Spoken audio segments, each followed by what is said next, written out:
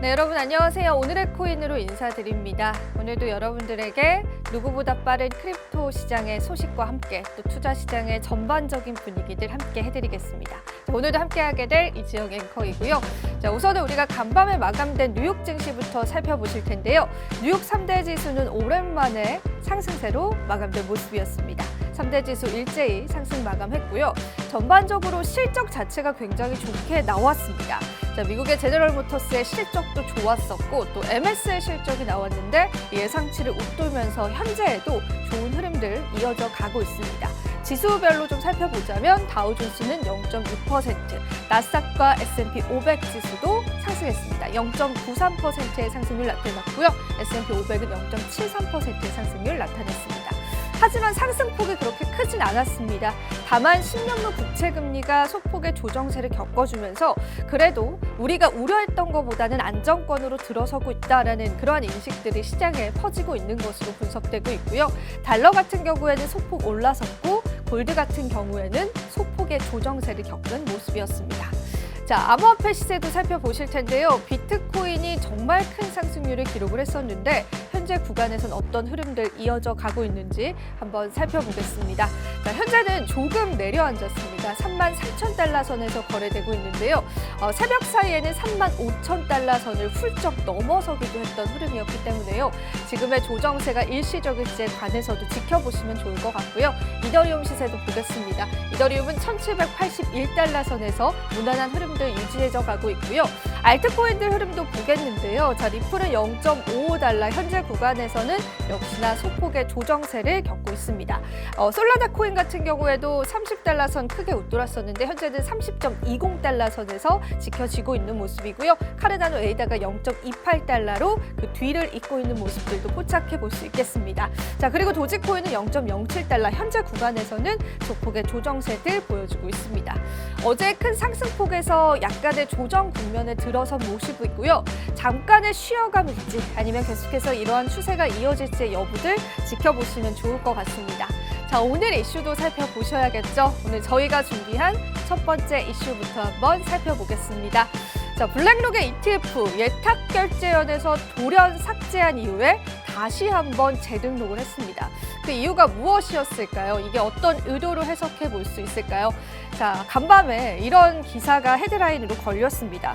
블랙록이 이제 비트코인 ETF를 예탁결제원에 등록했다라는 소식 때문에 시장이 크게 올라섰는데 그게 더 이상 보이지 않다라는 외신 기사들이 쏟아져 나왔습니다. 그러면서 시장 자체가 약간의 주춤의 모습을 보여주기도 했는데 그리고 나서 또 오늘 새벽에 확인을 해보니까 한 분석가가 다시 한 번 더 등록에 기재가 됐다라고 이야기를 했습니다. 그러면서 이 분석가는 이렇게 이야기를 했습니다. 하나의 자료를 제시를 하면서 블랙록이 다시 한 번 더 이렇게 등록을 했다라고 이야기를 하면서 가격 시세를 조정하기 위한 가장 좋은 방법이지 않을까라는 이야기를 덧붙이기도 했습니다. 실제로 블랙록의 이야기는 어땠을까요? 블랙록에게 인터뷰를 해보니까 아직까지는 정확한 답변을 해줄 수 없다라고 이야기를 하기도 했고요. 신고 제한 기간 내에 있다라고 하면서 언급을 거부하기도 했습니다. 그리고 또 한 기사에 따르면요. 사실상 블랙록은 8월 달에 이미 기재를 했다라고 합니다. 그것을 주목받은 게 어제였다라고 이야기를 하면서 사실상 일반적으로 SEC에서 승인되기 이전에 등록하는 게 일반적인 절차다라고 이야기를 하면서 승인이 된다면 그 이후에 이렇게 등록됐던 부분들을 처리하면서 본격적으로 거래가 재개될 수 있도록 한다라는 이야기도 덧붙이기도 했습니다. 그런데 방금 전에도 이런 속보가 떴습니다. 아크인베스트먼트 역시도 현물 ETF를 DTCC에 재개했다라고 이야기를 했는데 DTCC에 등록을 했다라고 이야기를 하면서 전반적인 분위기 자체가 이제 승인이 임박된 게 아니냐라는 그러한 여론들도 현재 나오고 있는 상황입니다.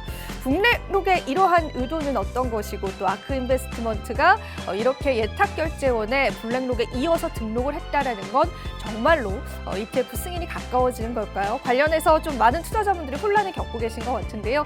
관련한 내용들 전해지는 대로 발빠르게 전달해 드리도록 하겠습니다. 자, 그럼 두 번째 번째 이슈 한번 살펴보시죠. 자, 오늘 두 번째 이슈 간단히 넘어가 보겠습니다. FTX 거래소도 재개 임박했다라는 소식들 전해졌습니다. 향후 방향성은 어떻게 될까요? 자, 우리 암호화폐 업계를 아프게 했었던 FTX 거래소, 지금 이제 거래소 재개 등의 옵션을 두고 세 곳의 입찰자와의 협상을 진행하고 있다고 합니다. 오는 12월 중순 이전에는 재개될 가능성이 있다라고 언급을 하기도 했고요. 현재 입찰자들과 세부 상황을 논의 중이기 때문에 FTX 거래소가 다시 한번 운용될 수 있고 그 시기가 가까워왔다라는 걸 우리가 시사해 볼 수 있을 것 같습니다. 일단은 이 거래소 전체를 매각하거나 거래소 재개에 도움을 줄 파트너를 섭외하는 방안 등이 포함되어 있다고 하기 때문에 실제로 이 거래소가 다른 기관에 전적으로 넘어가게 될지 아니면 다시 여러 가지 수정 상황을 통해서 재개가 될지에 관해서도 지켜보시면 좋을 것 같습니다. 자, 마지막 이슈 살펴보시면서 오늘 이야기 한번 맞춰보겠습니다. 자, 마지막 이슈는 역시나 그레이스케일에 관한 이야기입니다. 그레이스케일이 FTX 러셀과 암호화폐 지수 상품을 출시했다라는 이야기 전해졌는데요. 그렇다면 투자자들이 이제 암호화폐 지수에 투자할 수 있는 시대도 열리지 않을까 싶습니다. 여기서 이야기에는 FTSE 그룹 같은 경우에는 런던의 증권거래소가 전적으로 소유하고 있는 그런 그룹입니다. 전적으로 영국 지수를 많이 추종하면서 다양한 상품들을 운용하고 있는데 그레이스케일이 이 그룹과 협력을 해서 여러 가지 가격 지수를 아마 상품으로 만들 것이다라는 분석들 나오고 있습니다. 이 발표에 따르면은 일단은 가치 저장 수단으로 사용되는 암호화폐 그리고 스마트 계약 프로젝트 또 금융 서비스를 대표하는 토큰과 함께 NFT까지도 이런 지수 상품으로 만들 예정이다라고 하기 때문에요. 앞으로 투자자들이 이 암호화폐에 관련한 다양한 투자의 방법들이 열리지 않을까 싶습니다. 관련한 내용들도 여러분들 주시해 보시면 좋을 것 같고요. 자, 오늘 이슈는 제가 여기서 마무리해 보도록 하겠습니다. 저는 잠시 뒤에 앵커석에서 찾아뵙도록 할게요. 오늘의 코인 가자!